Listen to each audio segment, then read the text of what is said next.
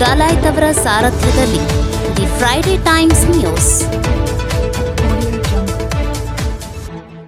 ನಗರದಲ್ಲಿ ನಾಳೆ ನೂತನ ವಿಕಾಸ ಸೌಹಾರ್ದ ಕೋಆಪರೇಟಿವ್ ಬ್ಯಾಂಕ್ ಲೋಕಾರ್ಪಣೆ.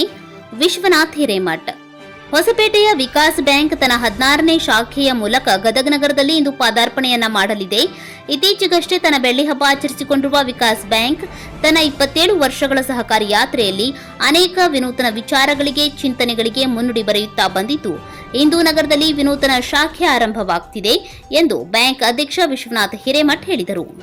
ನಗರದ ಪತ್ರಿಕಾ ಭವನದಲ್ಲಿ ಬುಧವಾರ ಸುದ್ದಿಗೋಷ್ಠಿ ನಡೆಸಿ ಮಾತನಾಡಿದ ಅವರು, 1979ರಲ್ಲಿ ಯುವಕ ಮಂಡಳಿ ಸ್ಥಾಪಿಸಿ ಸಾಮಾಜಿಕ ಕಾರ್ಯಕ್ರಮ ಮಾಡುತ್ತಾ ಬಂದೆವು. ಇದೇ ಮಂಡಳಿ ಮುಂದೆ 1997ರಲ್ಲಿ ವಿಕಾಸ ಕೋಆಪರೇಟಿವ್ ಬ್ಯಾಂಕ್ ಸ್ಥಾಪನೆಗೆ ಕಾರಣವಾಯಿತು. ಜನರ ಆರ್ಥಿಕ ಅಗತ್ಯಕ್ಕೆ ತಕ್ಕಂತೆ ನಮ್ಮ ಬ್ಯಾಂಕ್ ಕಾರ್ಯನಿರ್ವಹಿಸುತ್ತದೆ. ಕಳೆದ 27 ವರ್ಷಗಳಲ್ಲಿ ಕೇವಲ 3 ರಜೆ ಮಾತ್ರ ಪಡೆದುಕೊಂಡು ನಿರಂತರವಾಗಿ ದುಡಿಯುತ್ತಿದೆ ಎಂದರು.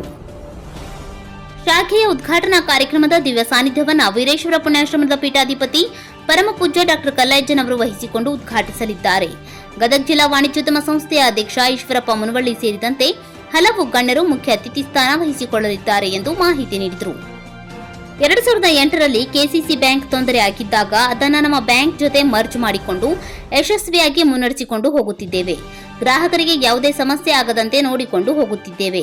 ಈವರೆಗೆ ರಾಜ್ಯಾದ್ಯಂತ ಒಟ್ಟು 16 ಶಾಖೆಗಳಿದ್ದು, ಮುಂದಿನ ದಿನಗಳಲ್ಲಿ 12 ಶಾಖೆ ಆರಂಭವಾಗಲಿವೆ. ಜನರ ಅಗತ್ಯಕ್ಕೆ ಅನುಗುಣವಾಗಿ ನಿರಂತರ ಸೇವೆ ಮಾಡುತ್ತಾ ಬಂದಿದ್ದೇವೆ ಎಂದು ಹೆಮ್ಮೆಯಿಂದ ಹೇಳಿದರು. ಹೊಸ ಶಾಖೆ ಹೇಗೆ ಕಾರ್ಯನಿರ್ವಹಿಸಬೇಕು, ಗ್ರಾಹಕರ ಆಕ್ಷೇಪಗಳೇನು, ನಗರದ ಆರ್ಥಿಕ ಅಗತ್ಯಗಳನ್ನು ಅರಿಯುವ ದೃಷ್ಟಿಯಿಂದ ವಿಕಾಸ್ ಬ್ಯಾಂಕ್ ಅವಳಿ ನಗರದ ಮನೆ ಮನೆಗೆ ಭೇಟಿ ಅಭಿಯಾನವನ್ನು ಜೂನ್ 7ರಂದು ಆರಂಭ ಮಾಡಿ ಸುಮಾರು 22 ಸಿಬ್ಬಂದಿಗಳು ಸಾರ್ವಜನಿಕರಿಗೆ ಮಾಹಿತಿ ನೀಡುವ ಪ್ರಯತ್ನ ಮಾಡುತ್ತಿದ್ದಾರೆ. ಈವರೆಗೆ ಅಂದಾಜು 8,000 ಮನೆಗಳಿಗೆ ಭೇಟಿ ನೀಡಿ ನಮ್ಮ ಬ್ಯಾಂಕ್ ವ್ಯವಹಾರದ ಬಗ್ಗೆ ಮನವರಿಕೆ ಮಾಡಿಕೊಡಲಾಗಿದೆ ಎಂದು ಹೇಳಿದರು.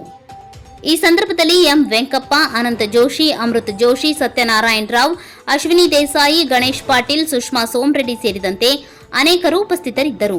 16ನೇ ಶಾಖೆಯನ್ನು ಗದಗ ನಗರದಾಗೆ ನಾಳೆ 13ನೇ ತಾರೀಕು ಆರಂಭ ಮಾಡ್ತಾ ಇದ್ದೀವಿ. ಈ ಪ್ರಯುಕ್ತ ಇವತ್ತು ಒಂದು ನಮ್ಮ ಬ್ಯಾಂಕಿನ ಬಗ್ಗೆ ಮಾಧ್ಯಮ ಮಿತ್ರರೊಟ್ಟಿಗೆ ಕೆಲವು ವಿಷಯಗಳನ್ನು ಹಂಚ್ಕೊಳ್ಬೇಕಂತ ಹೇಳಿ ಇವತ್ತಿನ ಪತ್ರಿಕಾಗೋಷ್ಠಿಯನ್ನು ಆಯೋಜನೆ ಮಾಡಲಾಗಿತ್ತು. ನಾಳೆ 13ನೇ ತಾರೀಕು ನಗರದ ಏನು ಹಳೆ DC ಆಫೀಸ್ ಇದೆ ಅಥವಾ ಎಲೆಕ್ಟ್ರಿಕಲ್ ಮಾನ್ವಿ ಕಾಂಪೌಂಡ್ ಅಂತ ಹೇಳಿ ಕರೀತಾರೆ, ಅಲ್ಲಿ ನಮ್ಮ ಬ್ಯಾಂಕು ಆರಂಭ ಆಗ್ತಾಯಿದೆ ಸರ್. ಮೂಲತಃ ಬ್ಯಾಂಕು 1979 ಒಂದು ಯುವಕ ಮಂಡಳವನ್ನು, ಅಂದರೆ ಯುವಕರೆಲ್ಲ ಸೇರಿ ಯುವಕ ಮಂಡಳ ಆರಂಭ ಮಾಡಿದ್ವಿ. ಅದು ಸಾಮಾಜಿಕ ಚಟುವಟಿಕೆಯನ್ನು ಮಾಡ್ತಾ ಬಂದು ತಕ್ಷಣಕ್ಕೆ ರಿಸರ್ವ್ ಬ್ಯಾಂಕು ಏನು ಲಿಬರಲೈಸ್ ಪಾಲಿಸಿ ಬಂತು, ರಿಸರ್ವ್ ಬ್ಯಾಂಕು ಹೊಸದಾಗಿ ಕೋಆಪರೇಟಿವ್ ಬ್ಯಾಂಕ್ಗಳಿಗೆ ಲೈಸೆನ್ಸ್ ಕೊಡೋಕ್ಕೆ ಆರಂಭ ಮಾಡಿದ ಮೇಲೆ 1996 ನಾವು ಅಪ್ಲೈ ಮಾಡಿ 1997 ನಮಗೆ ರಿಸರ್ವ್ ಬ್ಯಾಂಕಿಂದ ಲೈಸೆನ್ಸ್ ಬಂತು. ಅದರ ಪರಿಣಾಮವಾಗಿ ಇವತ್ತು ಬ್ಯಾಂಕ್ ಕಳೆದ 27 ವರ್ಷಗಳಿಂದ ಹೊಸಪೇಟೆ ಮತ್ತು ಸುತ್ತಮುತ್ತ ಕೆಲವೊಂದು ಗ್ರಾಮದೊಳಗಡೆ ಕೆಲಸ ಮಾಡ್ತಾ ಬಂದಿದೆ. ವಿಶೇಷವಾಗಿ ಬ್ಯಾಂಕು ಒಂದು ಕೋಆಪರೇಟಿವ್ ಬ್ಯಾಂಕ್ ಅಂತ ಹೇಳಿದ್ರೆ ಜನರ ಆರ್ಥಿಕ ಅಗತ್ಯಗಳೇನಿದೆ ಅದನ್ನು ಅರ್ಥ ಮಾಡ್ಕೊಳ್ಳೋದಕ್ಕೆ ನಾವು ಸ್ಪಂದಿಸುವಂಥ ಕೆಲಸ ಮಾಡಿದ್ವಿ. ಸುಮಾರು 25 ವರ್ಷಗಳ ಹಿಂದೆ ATMಗಳು ಇನ್ನೂ ಪಾಪ್ಯುಲರ್ ಆಗಿರಲಿಲ್ಲ. ಆ ಸನ್ನಿವೇಶದೊಳಗಡೆ ಯಾವುದೇ ಶಿಫ್ಟ್ನೊಳಗಡೆ ಕೆಲಸ ಮಾಡೋ ಜನಕ್ಕೆ ಬ್ಯಾಂಕಿಂಗ್ ಸೌಲಭ್ಯ ಸಿಗಬೇಕನ್ನೋ ಕಾರಣಕ್ಕಾಗಿ ವರ್ಷದ 365 ದಿನ ಕೆಲಸ ಆರಂಭ ಮಾಡಿದ್ವಿ. ಕಳೆದ 23 ವರ್ಷಗಳಿಂದ ವರ್ಷದ 365 ದಿನವೂ ಕೆಲಸ ಮಾಡುವಂಥ ದೇಶದ ಏಕೈಕ ಬ್ಯಾಂಕ್ ಅಂದರೆ ನಮ್ಮ ಬ್ಯಾಂಕ್ ಆಗಿದೆ. ಕಳೆದ 23 ವರ್ಷದೊಳಗಡೆ ಕೇವಲ 3 ದಿನ ಮಾತ್ರ ರಜೆ ಮಾಡಿದ್ದೀವಿ. ಒಂದು ರಿಸರ್ವ್ ಬ್ಯಾಂಕ್ ಡಿಮಾನಿಟೈಸೇಷನ್ ಮಾಡಿದ್ದೇನೆ, 1 ದಿನ ರಜೆ ಮಾಡಿದ್ದೀವಿ. ಜೊತೆಗೆ ಕೋವಿಡ್ ಸನ್ನಿವೇಶದೊಳಗಡೆ ಪ್ರಧಾನಮಂತ್ರಿಯವರು ಜನತಾ ಕರ್ಫ್ಯೂ ಇವತ್ತು ಎಲ್ಲರೂ ರಜೆ ಮಾಡಬೇಕಂತೇಳಿ ವಿನಂತಿ ಮಾಡಿಕೊಂಡ ಪರಿಣಾಮವಾಗಿ ಆ ಸನ್ನಿವೇಶದೊಳಗಡೆ 2 ದಿನ ರಜೆ ಮಾಡಿ, ಅಂದರೆ ಕಳೆದ 23 ವರ್ಷದೊಳಗಡೆ ಕೇವಲ 3 ದಿನ ರಜೆ ಮಾತ್ರ ಮಾಡಿದ್ದೀವಿ. ಹಾಗಾಗಿ ಜನರ ಆರ್ಥಿಕ ಅಗತ್ಯಗಳಿಗೆ ಸ್ಪಂದಿಸುವಂಥ ಕೆಲಸವನ್ನು ನಾವು ಆಗಿಂದನೂ ಮಾಡ್ತಾ ಬಂದಿದ್ದೀವಿ ಸರ್. ಇನ್ನು ತಾಂತ್ರಿಕತೆ ವಿಷಯಕ್ಕೆ ಬಂದರೆ ಇವತ್ತು ಕಮರ್ಷಿಯಲ್ ಬ್ಯಾಂಕ್ಗಳು ಏನೆಲ್ಲ ಸೇವೆಗಳನ್ನು ಕೊಡ್ತಾ ಇದೆ ಆ ಎಲ್ಲ ಸೇವೆಗಳನ್ನು ಸಹಿತ ಒಂದು ಕೋಆಪರೇಟಿವ್ ಬ್ಯಾಂಕಾಗಿ ನಾವು ಕೊಡ್ತಾಯಿದ್ದೀವಿ. ಉದಾಹರಣೆಗೆ ಇವತ್ತು ನಮ್ಮದು ATM ಇದೆ, ನಮ್ಮದೇ ಮೊಬೈಲ್ ಆ್ಯಪ್ ಇದೆ, ನಮ್ಮದೇ UPI ಪೇಮೆಂಟ್ಗಳೆಲ್ಲ ಇದೆ. ಜೊತೆಗೆ ಇಡೀ ರಾಜ್ಯದೊಳಗಡೆ ಇರುವಂಥ 260 ಅರ್ಬನ್ ಬ್ಯಾಂಕ್ನೊಳಗಡೆ ಕೇವಲ 6 ಬ್ಯಾಂಕ್ಗಳು ಸ್ವಂತ IFSC ಕೋಡ್ ಹೊಂದಿರುವಂಥ ಬ್ಯಾಂಕ್ಗಳು, ಅದರೊಳಗಡೆ ನಮ್ಮದು ಒಂದು. ಹಾಗಾಗಿ ಟೆಕ್ನಾಲಜಿ ಬಳಸ್ಕೊಳ್ಳೋದ್ರೊಳಗಡೆ ಎಲ್ಲೂ ಸಹಿತ ನಾವು ಹಿಂದೇಟು ಹಾಕಿಲ್ಲ.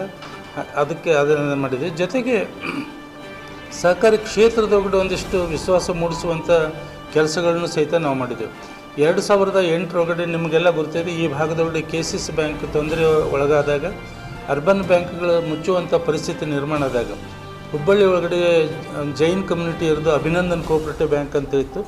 ಆ ಬ್ಯಾಂಕ್ ಡೆಪಾಸಿಟ್ರಿಗೆ ವಾಪಸ್ ಕೊಡೋಕ್ಕಾಗಿರದ ಇರುವಂಥ ಸನ್ನಿವೇಶದೊಳಗಡೆ ಅದನ್ನು ನಮ್ಮ ಬ್ಯಾಂಕ್ ಜೊತೆ ಮರ್ಜ್ ಮಾಡಿಕೊಳ್ಳೋದ್ರ ಮೂಲಕ ಇವತ್ತು ಹುಬ್ಬಳ್ಳಿ ಒಳಗಡೆ ಯಶಸ್ವಿಯಾಗಿ ನಮ್ಮ ಶಾಖೆ ಆರಂಭ ಆಗಿದೆ ಸರ್, 2008ರಿಂದ ಇಲ್ಲಿವರೆಗೆ.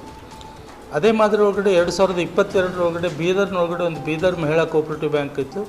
ಅದನ್ನು ತನ್ನ ಠೇವಣಿದಾರರಿಗೆ ಹಣ ವಾಪಸ್ ಕೊಡದೇ ಇರುವಂಥ ಸನ್ನಿವೇಶದೊಳಗಡೆ 2022 ಜನವರಿ ಒಳಗಡೆ ಅದನ್ನು ನಮ್ಮ ಬ್ಯಾಂಕ್ ಜೊತೆ ಮರ್ಜ್ ಮಾಡಿಕೊಳ್ಳೋದ್ರ ಮೂಲಕ ಬೀದರ್ನೊಳಗಡೆನೂ ಸಹಿತ ನಮ್ಮದೊಂದು ಶಾಖೆ ಇದೆ.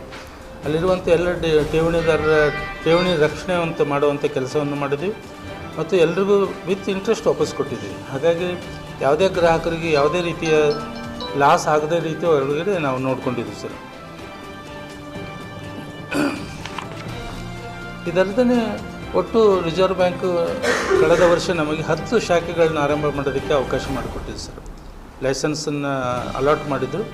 ಆ ಒಂದು 10 ಶಾಖೆ ಒಳಗಡೆ ಈಗಾಗಲೇ ನಾಳೆ ಏನು ನಮ್ಮ ಶಾಖೆ ಓಪನ್ ಆಗುತ್ತೆ, ಇದು 8ನೇ ಶಾಖೆ. ಇದಾದ ನಂತರ ಗುಲ್ಬರ್ಗ ಮತ್ತು ಕುಕನೂರಿನೊಳಗಡೆ ಇನ್ನು 2 ಶಾಖೆಗಳನ್ನ ಈ ತಿಂಗಳದೊಳಗಡೆ ಆರಂಭ ಮಾಡ್ತೀವಿ ಸರ್. ಹಾಗಾಗಿ ಒಟ್ಟು ಇವತ್ತು 16ನೇ ಶಾಖೆ ಗದಗ್ನೊಳಗಡೆ ಓಪನ್ ಆಗುತ್ತೆ. ಇನ್ನೊಂದು ತಿಂಗಳ ನಂತರ ಒಟ್ಟು 18 ಶಾಖೆಗಳು ಇರುವಂಥ ವ್ಯವಸ್ಥೆ ಆಗ್ತದೆ ಸರ್. ಇದರೊಟ್ಟಿಗೆ ಯಾವುದೇ ಒಂದು ಶಾಖೆ ಆರಂಭ ಮಾಡಿದರೂ ಸಹಿತ ಅಲ್ಲಿಯ ಆರ್ಥಿಕ ಚಟುವಟಿಕೆ ಏನು, ಜನರ ಅಗತ್ಯಗಳೇನು ಅರ್ಥ ಮಾಡಿಕೊಳ್ಳುವಂಥ ಒಂದು ಪ್ರಯತ್ನವನ್ನು ನಾವು ಮಾಡ್ತಾ ಬಂದಿದ್ದೀವಿ. ಅದೇ ಕಾರಣಕ್ಕಾಗಿ ಕಳೆದ ಒಂದು 6 ದಿನಗಳಿಂದ ನಗರದೊಳಗಡೆ ಸುಮಾರು ಒಂದು 25 ಜನ ನನ್ನ ಸಿಬ್ಬಂದಿಗಳು ಮನೆ ಪ್ರಚಾರ ಮಾಡ್ತಾಯಿದ್ದಾರೆ ಸರ್. ಈಗಾಗಲೇ ಕಳೆದ 6 ದಿನದೊಳಗಡೆ ಸುಮಾರು ಹತ್ತಿರ 8,000 ಮನೆಗಳನ್ನ ಶಾಪ್ಗಳನ್ನ ತಲುಪಿದ್ದೀವಿ ನಾವು. ಈ ಒಂದು ಪ್ರಕ್ರಿಯೆ ಮೂಲಕ ಇಲ್ಲಿ ಗದಗ್ನೊಳಗಡೆ ಏನರ ಜನರ ಅಗತ್ಯಗಳಿದೆಯನ್ನು ಅರ್ಥ ಮಾಡ್ಕೊಳ್ಳುವಂಥ ಒಂದು ಪ್ರಯತ್ನ ಮಾಡ್ತಾಯಿದ್ದೀವಿ. ಇದನ್ನು ಹೊರತುಪಡಿಸಿದರೆ ಕಳೆದ ಮಾರ್ಚ್ 2024 ಹೊತ್ತಿಗೆ ನಮ್ಮ ಅಂಕಿಅಂಶ ಏನಂತ ಹೇಳಿದರೆ ಒಟ್ಟು ನಮ್ಮ ಠೇವಣಿ 811 ಕೋಟಿ ಇದೆ ಸರ್. ಹಾಗೆ 544 ಕೋಟಿ ಸಾಲ ವಿತರಣೆ ಮಾಡಿದ್ದೀವಿ. ಹಾಗಾಗಿ ಒಟ್ಟು ನಮ್ಮ ವ್ಯವಹಾರ 1355 ಕೋಟಿ ಇದೆ ಸರ್. ಇನ್ನು ಯಾವುದೇ ಬ್ಯಾಂಕಿನ ಮಾನದಂಡ ಅರ್ಥ ಮಾಡಿಕೊಳ್ಳೋದಕ್ಕೆ ಅದರ ಅನುತ್ಪಾದಕ ಆಸ್ತಿಗಳಂತ ಹೇಳ್ತೀವಿ. ಅನುತ್ಪಾದಕ ಆಸ್ತಿ 4.17% ಇದೆ. ನಿವ್ವಳ ಅನುತ್ಪಾದಕ ಆಸ್ತಿ 0.75 ಇದೆ. ನಮ್ಮ ಓನ್ ಬಂಡವಾಳ ಅಂದರೆ ಬ್ಯಾಂಕಿಂದ ಸ್ವಂತ ಬಂಡವಾಳ 76 ಕೋಟಿ ರೂಪಾಯಿ ಇದೆ sir. The Friday times news Gadag.